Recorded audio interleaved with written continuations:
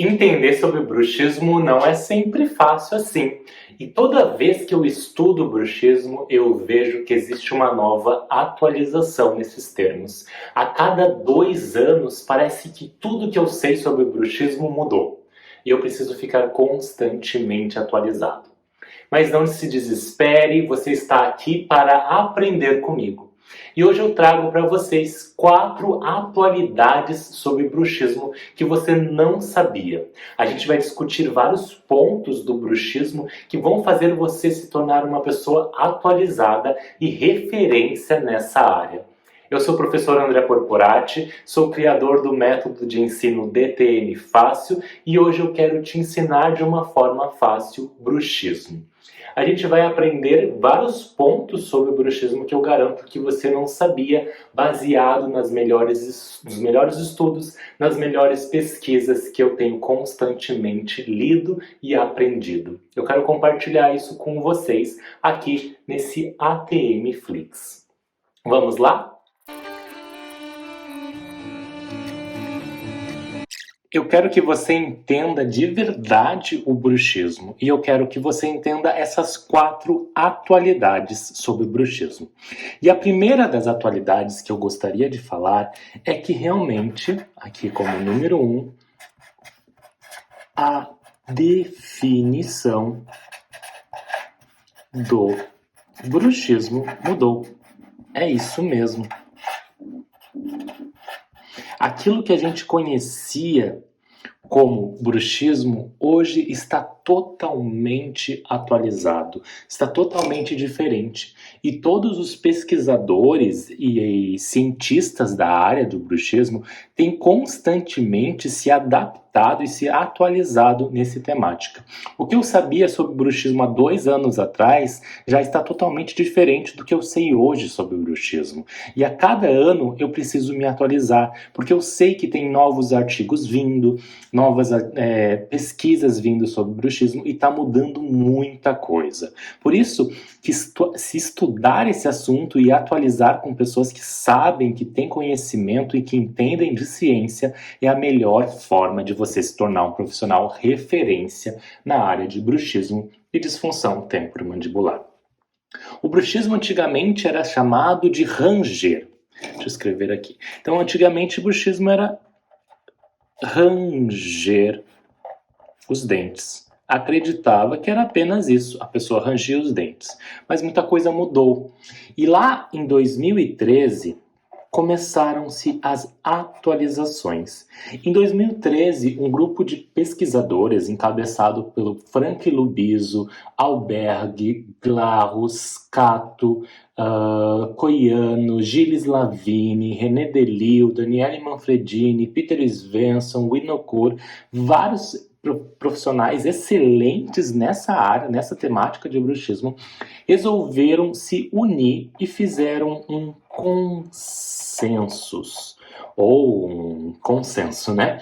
Era um consensus internacional, porque tinha pesquisadores de vários lugares, como da Itália, como o Daniele Manfredini, dos Estados Unidos, a René Delille, da Holanda, Frank Lubiso, Peter Svensson, da Dinamarca, e por aí vai. E esse consenso internacional, ele descreveu então o bruxismo, deixa eu pegar uma outra caneta aqui para falar, descreveu o bruxismo como uma atividade dos músculos, olha isso, atividade dos músculos da mastigação. Dando uma pausa assim, quais são os músculos da mastigação aqui mais importantes pra gente? São 2, que é o músculo, vou botar aqui de lado, o músculo temporal, tá bom? E o músculo masseter, ou masseter, como algumas pessoas escrevem. Então, esses 2 músculos, temporal e masseter, claro, não são os únicos músculos da mastigação, mas são importantes para nós profissionais que trabalhamos com bruxismo e DTM. Tá? Então, o bruxismo é considerado uma atividade dos músculos da mastigação, principalmente temporal e masseter, que tem a característica ou é caracterizado Pôr. Daí a gente vai apertar, ok? Que mais? Encostar, bater ou ainda ranger os dentes. Então, não é somente o ranger, mas o bruxismo pode ser considerado essa atividade dos músculos quando eles estão apertando, encostando, o leve encostar dos dentes, ok? Batendo os dentes, sim, a gente pode ficar batendo um dente no outro e rangendo os dentes. E ainda, como se não fosse suficiente, não era somente esses 4 aqui. Eles botaram e atualizaram em 2013 essa classificação, dizendo que também pode acontecer o bruxismo por manter a mandíbula na mesma posição. Olha que interessante isso. Então o bruxismo, ele sai de uma visão estritamente dental, estritamente odontogênica, para uma coisa mais ampla. Então a gente atualiza essa definição nesse consenso de 2013, onde diz que o bruxismo ele pode acontecer pelo manter a mandíbula na mesma posição. Isso quer dizer o quê, André? Quer dizer que a gente não necessita ter apertamento, rangimento, encostar ou batimento de dentes. A gente pode ter bruxismo sem ter dente mesmo em boca. Uma pessoa que usa prótese total, ela pode ter bruxismo. Não é o mais comum ter em pacientes mais idosos, mas pode acontecer. Então, como mantra, como eu gosto sempre de falar desse mantra do bruxismo e da primeira atualidade, é que para ocorrer o bruxismo, eu não preciso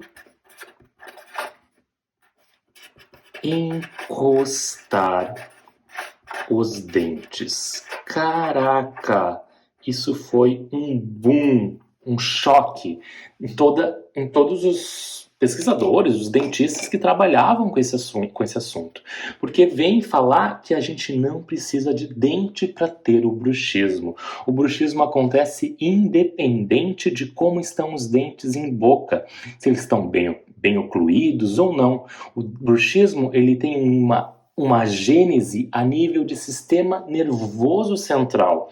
E ele faz com que essa ativação do sistema nervoso central, ao final da cascata, ative os músculos da mastigação e aí, se tiver dente, a pessoa pode apertar, encostar, bater ou ranger. Mas se a pessoa não tiver dente, ou mesmo tendo o dente, pode manter a mandíbula na mesma posição, caracterizando como uma atualidade que para ocorrer o bruxismo não preciso encostar os dentes. Não é bacana isso? Não é interessante essa visão? Então, essa foi a primeira das atualidades que teve sobre o bruxismo. Só que não parou por aí. Em 2018, houve mais uma atualização dessa definição do bruxismo, que aqui o ponto a destacar dessa primeira definição de 2013 é que foi manter a mandíbula da mesma posição, não necessariamente precisando de dentes para acontecer. Mas vamos ver agora essa segunda atualização lá de 2018.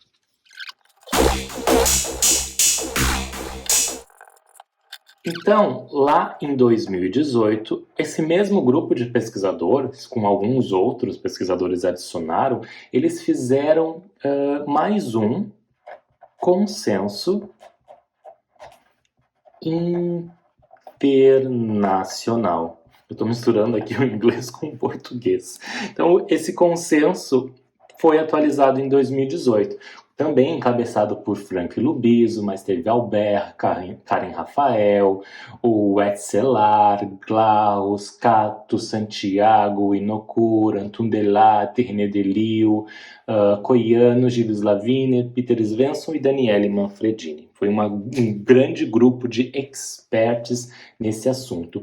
Esse foi um artigo open access, né, de artigo de livre acesso, publicada na Journal Journal of Oral Rehabilitation, reabilitação oral, uma revista também de alto impacto na odontologia, uma das melhores revistas hoje em dia.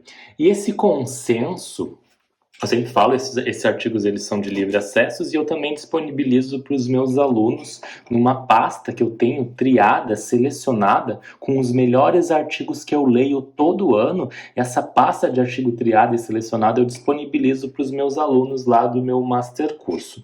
Então, é sempre importante a gente estar atualizado nas melhores informações, nas melhores ideias e nos melhores artigos científicos internacionais. Então, para os meus alunos do Master Curso, esse artigo já está lá para vocês. Mas vamos lá. Esse consenso internacional de 2018 trouxe uma nova ideia que até hoje, confesso, em 2021, eu ainda preciso assimilar tudo que foi falado. E esse consenso, essa atualidade, lembrando que a gente está ainda na número 1, ok? Que é a definição mudou. E nesse consenso trouxe uma frase que mudou a minha forma de pensar o paciente com bruxismo. E essa frase diz assim. Essa frase disse que em indivíduos saudáveis, o bruxismo não deve ser considerado um distúrbio ou uma doença. Então, na verdade, o bruxismo ele não é mais considerado uma doença. Se ele não é mais considerado uma doença, eu não faço diagnóstico nem tratamento dessa doença. Entendam isso, gravem bastante isso. Eu não faço diagnóstico e eu não faço tratamento. Por que, André? Porque bruxismo não é mais considerado uma doença. Bruxismo aqui, ele é considerado o quê? Ele é considerado um hábito ou um comportamento. E aí vamos lá. Então, o bruxismo, ele é considerado um hábito. Ele foi considerado, né, um hábito ou um comportamento. Logo, se ele é um hábito ou um comportamento, eu vou fazer a detecção desse hábito e vou fazer o controle desse hábito, o controle deste comportamento. Então, eu não faço mais o diagnóstico, eu faço a detecção e eu não faço mais o tratamento do bruxismo, eu faço o controle do bruxismo. Uma questão de nomenclatura que mudou muito a nossa visão. Hoje eu não faço diagnóstico de bruxismo, eu faço detecção, eu detecto esse hábito no meu paciente. E eu não faço o tratamento, porque eu não tenho uma doença, eu tenho um hábito. E eu faço o controle desse hábito. Perfeito? Sobre essa questão de hábitos e comportamento, existe um pouco de filosofia atrás disso, e eu discuto muito isso às vezes lá no meu Instagram com um paciente que eu recebo, que falam como é que vai ser um hábito que eu não consigo controlar durante a noite, ou como é que vai ser um hábito se eu não consigo controlar. E essa pergunta, realmente, ela traz muitas inquietações, e até hoje eu fico pensando, né? Se bruxismo acontece durante a noite e eu não consigo controlar, como é que eu vejo isso como um hábito? Mas se a gente for pensar num outro tipo de bruxismo, que é o bruxismo em vigília, o bruxismo em vigília é um hábito que acontece quando a pessoa está acordada. Talvez ela não perceba aquilo, mas faz parte do controle tomar consciência sobre esse hábito e saber que o paciente está fazendo isso. Lembrar, despertar esse paciente contra o hábito e o comportamento para que ele não faça mais esse hábito deletério de apertar, ranger, bater os dentes ou manter a mandíbula na mesma posição. Então esse hábito, ele pode ser mudado. Claro, o paciente precisa colaborar, precisa da colaboração do paciente. Ele precisa entender que esse hábito precisa parar, que não é um hábito saudável. Eu faço muito analogia à onicofagia, ou roer de unhas. É um hábito que a pessoa tem, um hábito que o paciente tem, que não é um hábito saudável, mas que a pessoa, para que eu vou fazer? Vou cortar a mão da pessoa como tratamento? Não, eu vou controlar esse hábito através de orientações, através de autoestudo, através de dicas, de lembretes, de alarme, para esse paciente parar de roer as unhas. No mesmo analogia, a pessoa tem que ter lembrete, despertar, acordar para esse hábito, esse comportamento que não é saudável. Então, a gente controla muito do bruxismo em orientações a esse paciente. Mas ainda é discutível se o bruxismo do sono, por não ter tanto controle, a gente consegue considerar isso um hábito. Mas continuando nessa analogia, a gente tem mais uma atualidade de 2018, dizendo uma outra frase completando essa atualização, dizendo assim: o bruxismo pode ser um sinal de desordem em alguns indivíduos. E aí, a gente lembra, quando a gente vai falar isso, que o bruxismo pode ser um sinal de alguma coisa que está acontecendo, de alguma doença em alguns indivíduos. E para essa frase, eu lembro muito de uma aula, que inclusive eu já ministrei aqui, que fala sobre bruxismo secundário. A gente tem pelo menos 9 tipos de bruxismo secundários, tá bom? E quando o bruxismo ele é secundário a alguma coisa, secundário a alguma desordem, por exemplo, uma doença genética, a uma doença respiratória, ou ao uso de alguma medicação, nesse caso, o sinal que está acontecendo, que é o bruxismo, ele sim pode ser considerado, né? Pode ser considerado uma desordem nesses indivíduos. Entenderam aqui? Em pacientes saudáveis ele não deve ser considerado um distúrbio, mas se o paciente tem um bruxismo secundário, a gente pode considerar esse como um sinal de alguma doença. Tá bom? Então, esse foi um ponto que, explodiu a cabeça das pessoas, explodiu a minha cabeça também, e até hoje eu tenho muitos questionamentos e penso muito sobre isso. Mas a grande ideia disso tudo é pensar que o bruxismo ele é um comportamento que precisa de colaboração do paciente para mudar esse hábito, para mudar esse comportamento. E mostrando que a gente detecta o bruxismo e controla, tá? Não me falem mais diagnóstico e tratamento de bruxismo. Perante isso, vamos à segunda atualidade de hoje. A nossa segunda atualidade sobre bruxismo vem dizer que existe mais de um tipo de bruxismo. Ou seja, quando a gente fala bruxismo, paciente tem bruxismo, a gente precisa entender que tipo de bruxismo a gente está falando. E aí existem vários tipos. Eu gosto de fazer de uma forma didática, uma forma mais lúdica para vocês, dividir o bruxismo em 4 classificações. Tá? Vamos ver quais os tipos diferentes de bruxismo existem aqui. Então, primeiro tipo de bruxismo que a gente pode dividir é o bruxismo do tipo fásico,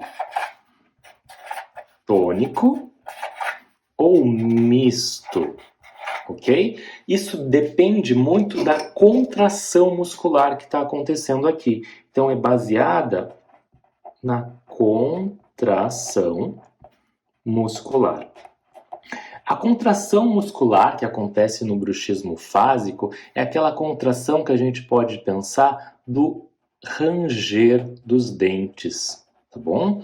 E do tônico a gente pode pensar do apertar os dentes. No apertar os dentes, se você apertar os dentes e colocar a mão no rosto, no masseter agora, você vai ver que o músculo vai contrair. Tá? A gente vai ter uma tonicidade mantida da musculatura. A gente vai ter o mesmo músculo, o mesmo tamanho da fibra muscular que vai estar em atividade. E aí a gente vai ter uma contração do tipo tônica, do apertar. E o misto é quando a gente tem os dois, tá? O ranger, o apertar ou até mesmo o bater dos dentes. Isso da contração muscular a gente consegue ver bem aonde? Através de um exame chamado polissonografia. tá? E lá a gente vai ter os bursts, a gente vai ter as contrações, e a gente vai ver, se for uma contração única, de apertar mais forte, com um burst maior, a gente tem um bruxismo de contração tônica. E se a gente tem vários bursts sequenciais, a gente tem um bruxismo do tipo fásico, tá? Caracterizado por ranger ou bater os dentes. Perfeito? A segunda subdivisão do bruxismo, desse mais de um tipo, é dividir o bruxismo em bruxismo do sono e bruxismo em vigília, ou da vigília. O que é importante aqui? A gente não fala bruxismo mais do noturno ou bruxismo diurno. A gente fala bruxismo do sono e bruxismo em vigília. Por quê? Porque a pessoa pode estar durante o dia, dormir durante o dia e ter bruxismo do sono. Ou durante a noite a pessoa estar acordada e ter bruxismo em vigília, tá? É o dormir ou estar acordado que vai dizer se é um bruxismo do sono e um bruxismo em vigília. E essas duas condições hoje são totalmente diferentes, com detecções diferentes e controles totalmente diferentes. O bruxismo em vigília hoje é uma área de estudo muito moderna e todos os pesquisadores estão focando a sua atenção nesse bruxismo em vigília.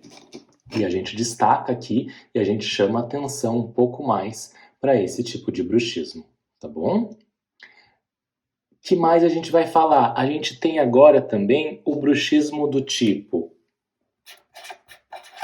primário e o bruxismo do tipo secundário. Já foi falado um pouco sobre essa questão na nossa folha anterior, mas existem as opções do bruxismo ser primário, ou seja, ele não é associado a nenhuma outra condição médica. Um exemplo de um bruxismo primário, ele é um bruxismo que tem, por exemplo, fundo genético. Tá? É um bruxismo que a gente fala até idiopático, que não tem uma causa aparente. Já o bruxismo secundário, a gente pode pensar em vários tipos. Ele é modulado por fatores externos. E sim, ele está associado a algum fator, como posso dizer? Ele está associado a alguma patologia neurológica ou mental. Então, existem pelo menos 9 tipos de bruxismo secundário. E eu já dei uma aula para vocês sobre isso, sobre bruxismo secundário. E eu destaquei, dando ênfase para todos esses bruxismos aqui, esses 9 tipos. E eu vou só relembrar um pouco desses 9 tipos de bruxismo secundário, só falar um pouco sobre quais são eles. Vem aqui. Então, são 9 tipos de bruxismo secundário. E a gente pode citar, por exemplo, em primeiro, as síndromes genéticas. Então, a gente pode destacar também algumas síndromes genéticas, como a síndrome de Down. Em segundo caso, as obstruções, tá certo? Das vias aéreas. Como terceiro tipo, distúrbios do sono, como por exemplo as apneias, tá? Em quarto, a gente pode pensar no refluxo gastroesofágico. Em quinto, a gente pode pensar no transtorno de déficit de atenção e hiperatividade, o TDAH. Em 6, a gente pode pensar em drogas e medicamentos que levam, então, ao bruxismo secundário. Podemos pensar em 7, o fumo, o álcool, tá bom? Inclusive, eu já publiquei uma revisão sistemática e eu falo sobre isso lá no meu Instagram, sobre que quem fuma e quem bebe álcool pode até ter em até 2 vezes mais chances de ter um bruxismo do sono, tá? Um bruxismo aqui no caso secundário ao uso desses estimulantes, tá? Além disso, estresse e fatores psicológicos podem levar a um bruxismo secundário. E, por último, as alterações neurológicas. Ok? Então, são todas essas datadas como 9 tipos de bruxismo secundário. Então, se a pessoa tem, por exemplo, uma obstrução das vias aéreas, não é toda pessoa que tem isso que vai ter um bruxismo, ok? Mas ela tem uma maior chance de ter como um sinal secundário o bruxismo. A pessoa tem uma apneia do sono, tem muito mais chance de ter um bruxismo por ter a apneia do sono. Entendam isso, que toda vez que a gente vai avaliar um paciente, a gente precisa conhecer todas essas condições, todos esses 9 tipos de bruxismo, tá? Secundário, para perguntar sobre síndromes genéticas, obstruções das vias aéreas, problemas respiratórios aqui, né? Distúrbios do sono, como as apneias, o refluxo gastroesofágico, transtornos de déficit de atenção e hiperatividade, principalmente em crianças, né? Isso é muito importante avaliar. O uso de medicações, fumo, álcool, estresse, fatores psicológicos e alterações neurológicas, tá? Essa aula já foi ministrada para vocês e eu já falei sobre ela. Existe um estudo que eu quero destacar aqui sobre os medicamentos, um estudo recente publicado em março de 2021, falando sobre medicação e substâncias aditivas que podem induzir o bruxismo do sono, ou ainda o bruxismo em vigília. Foi um estudo publicado por vários pesquisadores, como Sesdebat, Alberge, Daniele Manfredini, Winocour, quem mais? Frank Lubiso e por aí vai. Foi publicado em 2021. E esse artigo, ele trouxe que alguns medicamentos, como por exemplo, vou botar até aqui embaixo para a gente conseguir enxergar melhor, como por exemplo, a fluoxetina, outros medicamentos como duloxetina, citalopram, deixa eu lembrar aqui mais, fluoxetina, paroxetina, sertralina, que geralmente são antidepressivos da classe inibidor seletivo da recaptação de serotonina, ISRS, inibidor seletivo da recaptação de serotonina. Ainda duloxetina já foi falado, metadona, que mais? Como é que é o nome daquele? Aripiprazole, que é um ansiolítico atípico, antidepressivo atípico. Alguns desses tipos, mas principalmente da classe dos inibidores seletivos da recaptação de serotonina, foram mostrados que eles podem levar a um bruxismo secundário. E cabe a nós, profissionais, avaliar isso no paciente. É muito comum o paciente começar um tratamento e começar a tomar fluoxetina, duloxetina, e ele mostrar que está aumentando a frequência do bruxismo. Tá? Aumentando a intensidade do bruxismo, né? A gravidade desse bruxismo. Então, conhecer os diferentes tipos de bruxismo secundário é super importante aqui, tá bom, pessoal? Nessa segunda atualidade que eu estou passando para vocês. Então, existe mais de um tipo de bruxismo: o fásico, tônico misto, o sono em vigília, primário e secundário, e também hoje a gente pode definir o bruxismo também como em adulto e em crianças, porque é diferente do adulto e da criança. Criança, o bruxismo, por exemplo, a gente sabe que está muitas vezes, 90% dos casos, ele é secundário, que pode ser secundário a um problema respiratório, pode ser secundário a um problema de obstrução das passagens aéreas, ao uso de alguma medicação, a um transtorno de déficit de atenção, por exemplo. Então, tudo isso precisa ser avaliado. E a partir de agora, como a gente sabe que existe mais de um tipo de bruxismo, a gente não vai falar, meu paciente tem bruxismo. A gente vai falar o quê? O meu paciente tem um bruxismo do sono, que ele é primário, é um bruxismo em adulto e é um bruxismo do tipo tônico, Olha só que diferente ficou. A gente tem um bruxismo do sono tônico primário em adultos. Olha que riqueza de conteúdo, e agora a gente sabe falar melhor sobre essa condição. Ou ainda, o meu filho, minha criança, tem um bruxismo em vigília secundário. Bruxismo em vigília secundário. Olha que bacana, né? Bruxismo de apertamento tônico em vigília.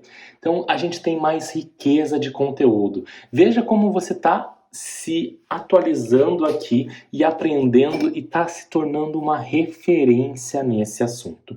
É isso que eu quero, é isso que é a minha missão aqui, que você entenda bruxismo e DTM de uma forma fácil e se torne atualizado e referência nesse assunto. Vamos continuar e vamos para a nossa terceira atualidade. A nossa terceira atualidade aqui vem falar que o bruxismo ele tem origem, ou a sua causa, o seu início, o seu start, tem origem em sistema nervoso central. E aí a gente vê que o bruxismo não está relacionado somente ao dente, ele está relacionado ao cérebro do paciente, ao despertar cerebral que vai fazer acontecer. E para isso eu vou tentar explicar para vocês, né, o porquê acontece o bruxismo do sono, tá? Eu já tenho uma aula. Essa aula é uma aula gratuita que ela fica sempre liberada no ATMFlix, que vai falar sobre a fisiopatologia do bruxismo do sono. E eu super recomendo vocês assistirem. Depois que terminar essa aula, se inscreve no ATMFlix Experiência Gratuita e você consegue assistir uma aula sobre a fisiopatologia do bruxismo do sono. É muito importante e você vai se atualizar com mais detalhes do que essa parte que eu vou falar aqui. Mas basicamente o bruxismo tem origem a nível de sistema nervoso central. O que acontece? Então, primeiro a gente tem um despertar cerebral, que a gente chama isso hoje de microdespertar. O microdespertar, a gente tem ondas alfas ativadas no eletroencefalograma, tá?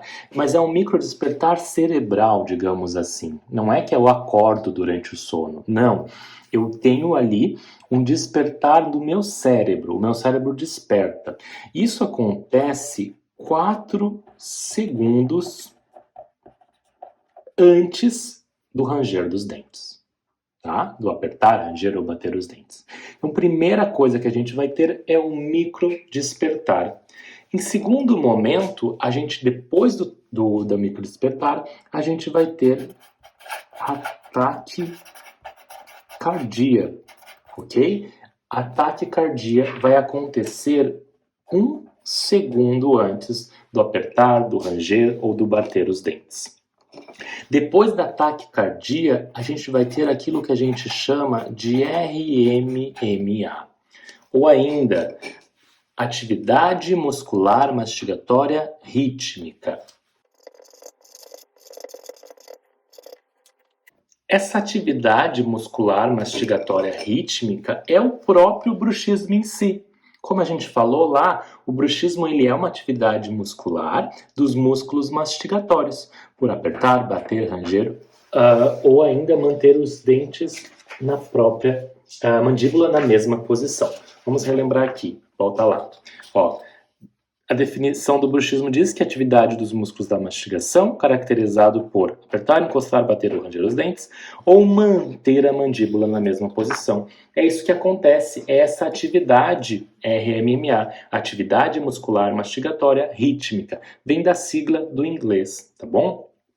E todas essas fases aqui, elas são fases que acontecem uma depois da outra. Então, primeiro a gente tem um microdespertar, que leva depois uma taquicardia e depois leva a uma atividade muscular mastigatória rítmica. E, obviamente, se a pessoa tem dente, ela vai bater, apertar, encostar ou ainda ranger os dentes. Perfeito? Se a pessoa não tem, ou ainda não precisa necessariamente, ela pode ter, ela pode manter a mandíbula na mesma posição. Então, o bruxismo, ele acontece a nível cerebral, a nível de sistema nervoso central, a partir do microdespertar. O sistema nervoso central, ele vai despertar, vai causar esse microdespertar, que leva a uma taquicardia e é o RMMA. Isso, claro, é o bruxismo do sono que eu estou falando aqui, tá? Principalmente muitos estudos feitos por Gilles Lavine vêm trazer essa fisiopatologia. E isso aqui é para destacar para vocês um ponto de que nós, dentistas, trabalhamos com a boca, com o dente, mas o bruxismo tem causa central. Então, cuidado, não é um ajuste oclusal, não é mexer no dente, não é nada que a gente coloque no dente que vai resolver isso, tá? A gente precisa pensar no sono do paciente, pensar em como melhorar o sono do paciente, para evitar ficar em fases do sono onde acontecem mais o microdespertar. A gente não adianta botar um aparelho no dente, não adianta fazer um ajuste oclusal, tá? Que não é isso que vai resolver a cascata, toda essa cascata, tá? Claro, a gente coloca uma placa oclusal com qual intuito aqui? Proteger os dentes.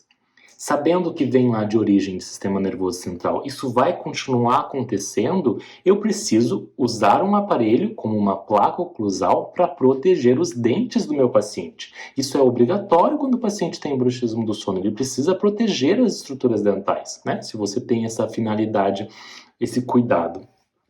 Mas lembra-se que mesmo com a placa, a pessoa vai continuar ativando o sistema nervoso central e podendo ter toda essa cascata, microdespertar, taquicardia e RMMA, tá bom? Perante tudo isso, eu ainda uso a placa oclusal. E eu sei que fazer qualquer coisa no dente, ajuste, colocar aparelho, não vai resolver, porque a causa é a nível de sistema nervoso central, é um problema do sono aqui. E a gente precisa também melhorar o sono desse nosso paciente. Entendido isso? Vamos ao nosso quarto e último ponto. Lembrando, gente, que essa aula de fisiopatologia do bruxismo está disponível gratuitamente para vocês e está super bacana. O nosso quarto ponto aqui é em relação a desgaste. Não é sempre bruxismo. Opa, como assim, André? Eu vou olhar o bruxismo pelo desgaste do dente, não vou? Não sempre, porque não é o sinal que mais acontece nesses pacientes com bruxismo. E o desgaste pode ser por várias condições. Então, eu vou colocar aqui, o desgaste do paciente, ele pode ser aqui pelo acúmulo de função e parafunção, por exemplo, tá bom? Ele pode ser o acúmulo, ele pode ser aqui uma cicatriz. Como assim, André, uma cicatriz? Quer dizer que a pessoa teve, por exemplo, um bruxismo quando era criança, adolescente, desgastou os dentes e mantém esse desgaste até hoje na vida adulta. Mas não quer dizer que hoje, na vida adulta, o bruxismo está ativo. Ele pode ser uma cicatriz da juventude, da adolescência. Então, o desgaste, ele é uma combinação de diversos fatores, como, por exemplo, idade, como, por exemplo, o gênero, o sexo do paciente, a condição oclusal. Tudo isso afeta o quanto o dente pode ser desgastado ou não. A dieta do paciente, se é uma dieta mais ácida ou não. A quantidade, o tipo de líquido ingerido, né? Vou botar aqui. A quantidade de líquido ingerido, né? Se a pessoa tem uma boca mais ácida ou não ingerido. Ainda pontos como cheirostomia, Se a pessoa tem menos menos saliva pode potencializar o desgaste. A presença de apneias podem potencializar o desgaste. E ainda também refluxo gastroesofágico, tá bom? Tudo isso são fatores que levam a gente a pensar que o desgaste não é sempre o bruxismo. O desgaste pode ser por várias outras condições. Ele pode ser uma cicatriz, um acúmulo de várias funções relacionadas à idade, gênero, condição oclusal, dieta, xerostomia, e aí vai. Mas aí talvez você esteja se perguntando, André, como é que eu faço, então, a detecção desse bruxismo? Ou ainda, como eu sei que o bruxismo está ativo? Uma pergunta muito comum nos consultórios. Se o bruxismo, eu não vou olhar só o desgaste, e o desgaste pode ser uma cicatriz, como é que eu vou saber que o bruxismo está ativo? Certo? Como que eu vou saber realmente se a paciente tem bruxismo ou não? Então vem aqui comigo. Como saber se o bruxismo está ativo? Para isso, a gente vai usar critérios definidos por grandes pesquisadores como Gilles Lavine, Frank Lubiso, Peter Svensson, e vamos usar um critério de classificação e detecção do bruxismo. Eu gosto muito de me basear nisso, que diz o quê? Que o bruxismo ele pode ser de 3 tipos. O bruxismo possível, o bruxismo provável e o bruxismo do tipo definitivo. Opa! Talvez você já tenha escutado isso aqui de mim. Mas vamos relembrar isso aqui, um pouco mais de detalhes. Então, o bruxismo, para saber se ele está ativo, ele tem que se encaixar em um desses 3 critérios, dessas 3 classificações aqui. E o bruxismo do tipo possível é aquele que a gente vai usar apenas o relato do paciente, que pode ser o autorrelato, como o relato do paciente, ou relato de terceiros. A minha esposa falou que que eu ranjo os dentes, o meu filho falou que eu estou rangendo os dentes durante a noite, o meu companheiro falou que eu estou rangendo os dentes durante a noite. E o bruxismo possível eu vou detectar através de questionários, de perguntas que eu vou fazer na minha entrevista, na minha anamnese do meu paciente. Tá? Esse é o possível bruxismo, baseado no autorrelato do paciente ou relato de terceiros. O meu provável bruxismo, eu preciso ter aqui algum achado em exame físico, tá? Algum achado aqui importante para esse meu paciente. E quais são eles? Quais a gente pode pensar como achados do exame físico? São vários tipos. Vou tentar lembrar algum para vocês aqui. Então, quais a gente pode pensar? A gente pode pensar, então, em sensibilidade muscular, ok? A gente pode pensar em quebra de dente e de, restaurações. A gente pode pensar também em língua edentada. A gente pode pensar em mucosa, a bochecha edentada, aquela famosa linha alba, tá? Vou botar aqui, linha alba. A gente pode pensar em que mais é um sinal de bruxismo, sintoma de bruxismo, sensibilidade muscular, o que a gente chama aqui de jaw locking, ou travamento articular, principalmente pela manhã. A gente pode pensar em hipertrofia hipertrofia do músculo, principalmente masséter, músculo, masséter temporal. A gente pode pensar em dores de cabeça, mas lembrando que as cefaleias existem vários subtipos, tá? E principalmente cefaleias primárias. E às vezes não vale a pena destacar aqui para vocês para não confundir um pouco mais. Mas sensibilidade. E é claro, obviamente, o desgaste dental.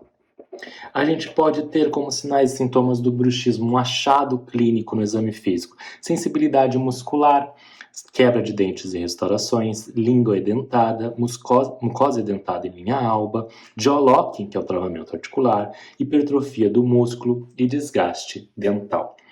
E para ser provável, tem que ter pelo menos um achado em exame físico, tá bom? Apenas um desses. Uma vez eu fiz um estudo juntamente com a professora Juliana Stuginski Barbosa, que hoje é obviamente uma das referências do bruxismo no Brasil e uma das maiores estudiosas dessa temática. E a Juliana, junto comigo, o professor Yuri Martins Costa, o professor Leonardo Bonjardim, o professor Paulo Conte, fizemos uma pesquisa. Essa pesquisa foi um dos trabalhos de doutorado da professora Juliana e mostrou que dentre todos esses sinais e sintomas, o que mais foi encontrado naquela população estudada lá em Bauru, na Universidade de São Paulo, o mais comum de todos esse aqui foi, em primeiro lugar, a sensibilidade muscular. Em segundo lugar, ficou o jaw locking, que foi o segundo sinal e sintoma mais comum encontrado naqueles pacientes. E em terceiro lugar, o desgaste dental, mostrando aqui, enfatizando aqui, que não é a primeira coisa que a gente tem que ver. Não é a primeira coisa o desgaste, porque desgaste não é sempre bruxismo. Lembra aqui, desgaste não é sempre bruxismo, pode ser várias coisas e pode ser uma cicatriz, tá bom? Então, esse foi a detecção do bruxismo provável. Ainda falo de vez em quando diagnóstico, é difícil mudar. Mas vamos lá. Esse foi a detecção do bruxismo provável, onde eu me baseio no achado de um exame físico, com ou sem relato do paciente, tá bom? E eu tenho que ter pelo menos um sinal e sintoma. E o definitivo, eu vou usar um exame que é a polissonografia, quando é do sono, ou a eletromiografia, quando é em vigília. Então, vou botar polissonografia do sono e eletromiografia em vigília, tá bom?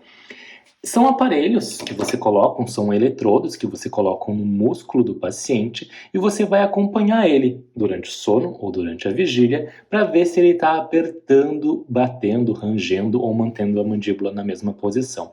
Isso vai dizer quantos episódios a pessoa faz por noite ou durante a vigília. E aí a gente vai ter uma métrica lá, um valor que depois a gente consegue botar num critério e dizer realmente se a pessoa tem um bruxismo definitivo. Confesso para vocês que o bruxismo definitivo ele é mais difícil, ele é mais oneroso de fazer, porque usa esses aparelhos e precisa, por exemplo, no bruxismo do sono, dormir pelo menos 2 vezes numa clínica do sono. Então, o bruxismo definitivo, a gente deixa ele aqui quando a gente quer fazer pesquisa, tá bom? É o que eu recomendo, o que geralmente eu faço. E a gente vai se basear o nosso diagnóstico clínico no bruxismo provável. Diagnóstico não, André, detecção. A nossa detecção do bruxismo, para saber se o bruxismo está acontecendo no meu paciente, se ele está ativo no meu paciente, eu vou me basear nessa classificação pensando na detecção provável do bruxismo. Então, é um bruxismo provável, clínico, né? Onde eu vou ter o achado em exame físico. Eu, André, gosto sempre de associar o achado do exame físico com o relato do paciente, tá bom? Mas isso não é obrigatório segundo os critérios, segundo aquele consenso internacional que vocês viram aqui. Perfeito, pessoal? Essa foi a nossa aula de hoje e a gente viu muitas coisas. Vamos relembrar um pouco tudo que a gente viu, as 4 atualidades.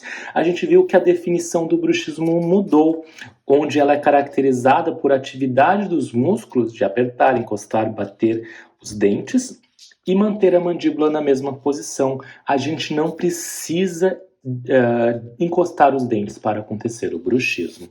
A gente aprendeu também que em indivíduos saudáveis o bruxismo não deve ser considerado um distúrbio ou uma doença, mas ele deve ser considerado um hábito, um comportamento.